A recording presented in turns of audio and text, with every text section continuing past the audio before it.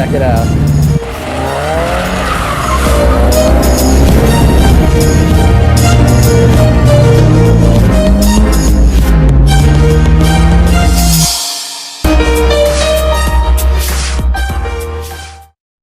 What's up everybody, Super Duper X fan here for update number 24 on this Friday. So, what's new with the BRZ? Well, I'm well over 19,000 miles. I didn't give you guys a mileage update last week, but I'm nearing in on 20,000 miles on this car now. Still running flawlessly, love it. One other random little observation that I like to make though about the BRZ, I'm still loving it of course, like I said, but these seats in the summertime, it's only on the limited seats. If you had the premium BRZ, I think it'd be better, but the seats on the limited BRZ, there's just no perforation in the Alcantara in the middle, and if you don't like driving with air conditioning on all the time, and you know, it gets a little hot in here, these seats just don't breathe at all, and they really like make your back really hot. So, you know, I think if I had my choice, I wish this car came with perforated Alcantara to help the car breathe a little better with, you know, the seats. But yeah, it's just the seats just kind of get a little hot in the summertime. But that's just a minor complaint. As always, you know, this car is just overwhelmingly awesome in all the other ways that I enjoy it. That's a small little sacrifice I'm willing to make. It's really not that big of a deal. But, you know, I'm always praising this car all the time, so I figured I'd give you a little dose of reality, one of the little things that bothers me sometimes about the car. One question I've been getting a lot recently over the past couple of weeks is, what are my winter plans? What am I going to be doing? Is the car good in the snow?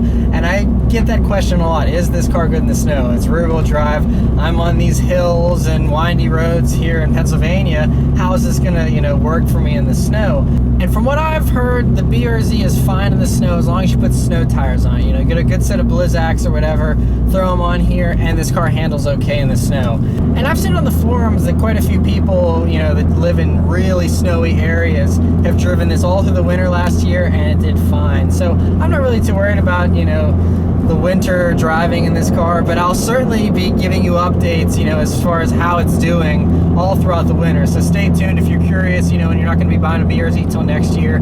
Definitely check out, you know, the channel this winter, and I'll be giving you updates on how it drives in the snow, you know, what it's like and all that kind of stuff, and giving you tips on that. But yeah, so that's about it for all the BRZ stuff. I want to just give you guys a shout out. You're all awesome for all the support you're always giving me with, you know, the new vlog that I did last week. You guys love that. You said you wanted to see more vlogs. We're definitely going to do more vlogs on this channel. And yeah, if you have any ideas for vlogs and, you know, things that you want to see me do, let me know. And also, thank you for all the support on the car reviews. You know, last week I uploaded the Camaro review, and I got all kinds of great feedback from you guys. Awesome feedback this week on the Audi S4 review. I have 2 more reviews that are coming up that I'll probably do next week, and they're cars that I think a lot of people will be interested in seeing. They're cars that were requested multiple times by multiple people. So got some good stuff coming up here in the next week as far as car reviews are concerned. So the last thing I'm going to mention is that I'm starting a second channel, and before I even tell you about the second channel, I want to let you know that I'll still be uploading videos basically every day to this channel. Nothing's going to change on this channel.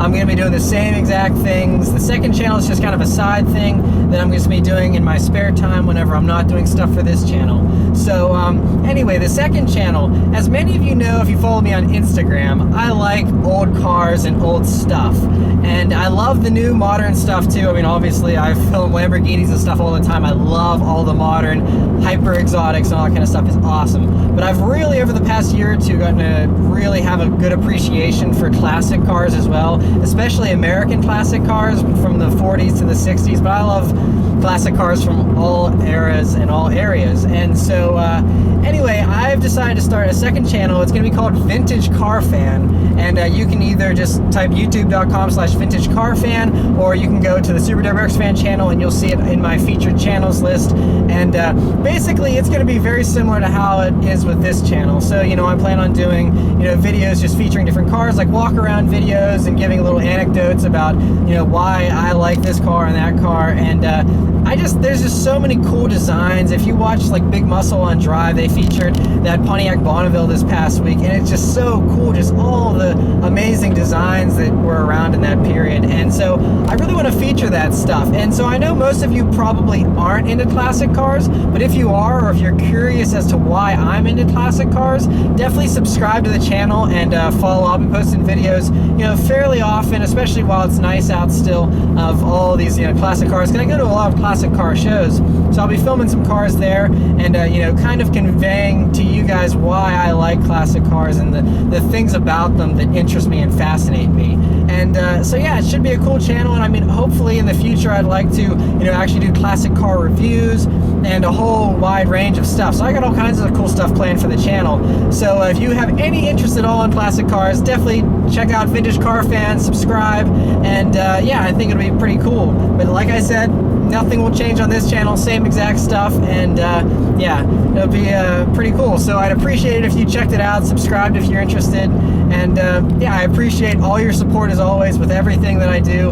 And so yeah, that's it for all of the updates this week, so I'll send it back to me at the news desk for the news.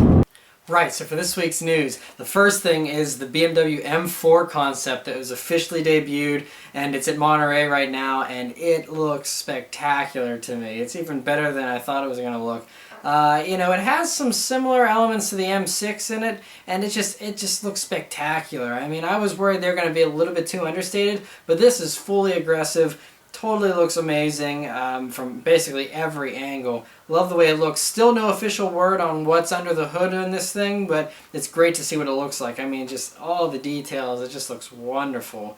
Love the new M4. It's going to be sick. I can't wait to see one in person. The next thing I want to talk about is this report that's actually about a week old now, but it's saying that there's going to be 2 new rear-wheel drive Toyota sports cars to join the FRS. And this comes from the FRS chief engineer, Mr. Tada, who says that he wants to have a car that's below the FRS and then one that's above the FRS.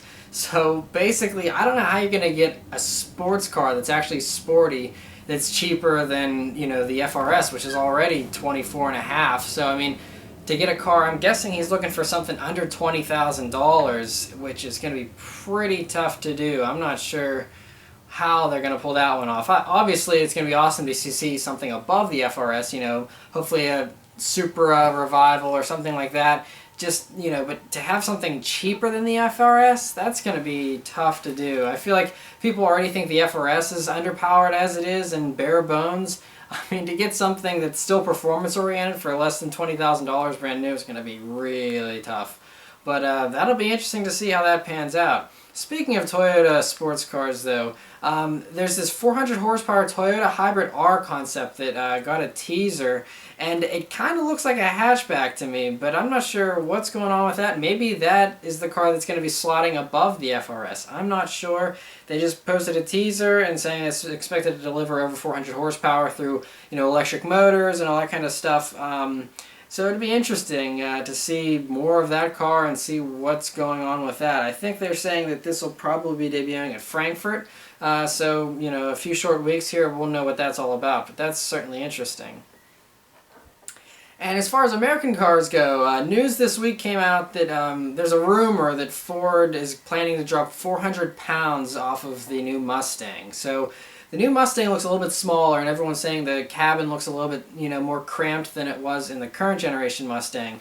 And so it makes sense that it's going to probably lose some weight, but they're saying they're going to drop 400 pounds, but it's not for performance reasons. They're actually doing it because this car is essentially going to have almost a 10-year lifespan, and because of the government regulations to improve gas mileage, that's why they're doing the 4-cylinder model, and so you need to have a lighter weight car if you want better gas mileage. So that's the primary reason why, but it's not going to use any kind of exotic materials or anything. It's going to be basic, just making the car smaller, shorter overhangs, things like that, just to reduce the weight. But dropping 400 pounds is also going to be amazing for this car's performance, if this happens to be true. Because, especially, you have like the Camaro, which is already heavier than the Mustang as it is now.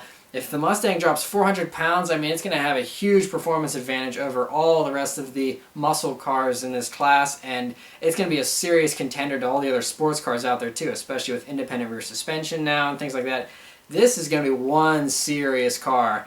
Not something you can just laugh off and say it has a, live rear axle and ha ha ha, it's just a joke. This is going to be a serious performance car. I mean, the current Mustang can keep up with the M3 around a lot of racetracks already anyway, so this thing is really going to be interesting to see. I cannot be more excited for this new Mustang.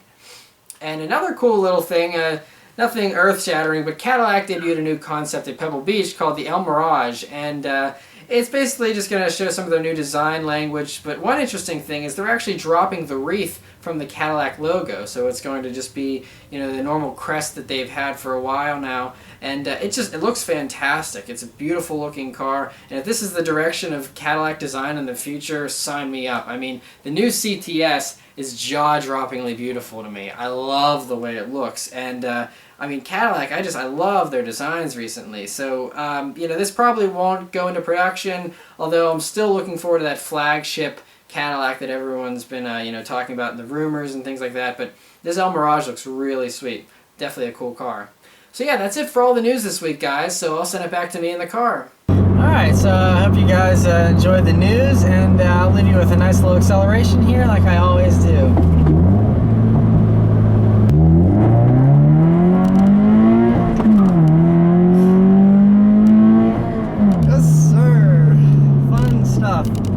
Anyway, so there's your acceleration for this week, and yeah, thanks for watching again. Leave some great comments, and I'll talk to you next week. Take care.